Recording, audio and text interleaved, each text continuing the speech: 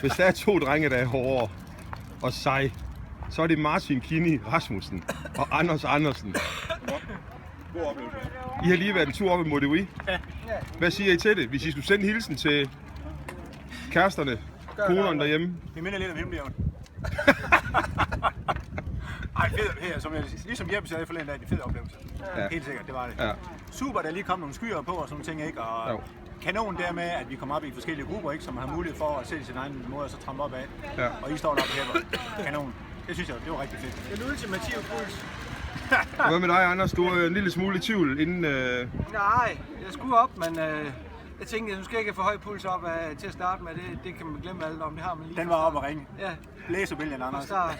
Jeg kan i hvert fald sende en hilsen til dine sponsorer, Anders. De kan være mega stolte af dig. Ja. Altså Louis, Okay. vores gode ven, Ja. midterforsvar i Servin, Spar Nord. og fodbold i hele Europa, og treatment, Ja. og så Spar Nord. Ja.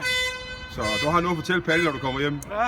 Det lille Allingsgartner, jeg tror, han er rigtig glad lige nu. Claus Hane Ja. og Maj-Britt, Jeg tror, de er, de meget er glade rigtig lige nu. stolte. Og Søvin Auto, Ja, det er i hvert fald ikke helt også, eller Dynamo i Skanderborg. ja. Det er en god arbejdsplads.